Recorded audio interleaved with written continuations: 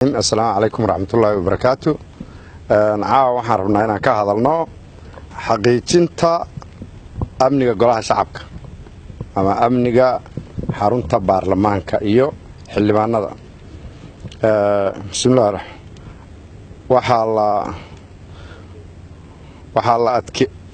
waxaad nalalkiyaad indhaha iga qabateen kooxo lama akhrin karo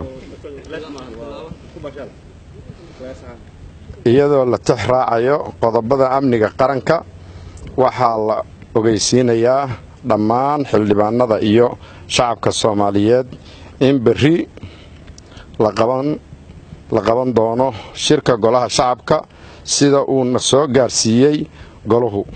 sida awgeed waxaan ku wargelinaynaa ama ka codsanaynaa xildhibaanada sharafta leh in aan lala soo geli karin qori ama hub in laga soo galo meelaha loogu talagalay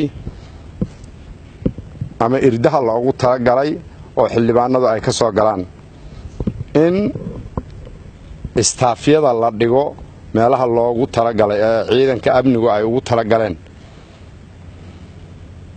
lambar 3 waxaan xildhibaanada sharafta leh ka codsanaynaa in nala ku caawiyo amniga sidii uu amni u jiri lahaa. xildhibaanada sharafta leh waxaan kaloo ka codsanaynaa inaan lala soo gelin wax qof bini'aadmiya waxyaala hubka tooreeyada ulaha iyo wixii la mid ah.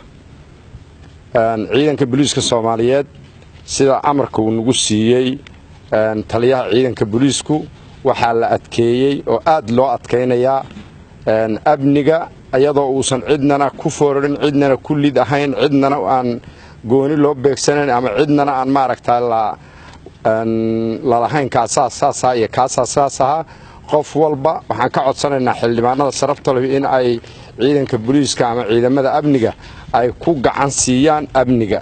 hubku waa mamnuuc istaafyadu waa mamnuuc istaafyada meel gooniya loo qoondeeyay xildhibaan kasta si aan gacan loola gelinayo intaba waxaan ka codsanaynaa xildhibaanku inuu hubiyo oo uu asagu isjeegareeyo kuna cadeeyana in aanu wax huba iyo wax qof bini'aadmiya waxyeela midna uusan wadan. aad baa u mahadsantihiin shaqo wanaagsan.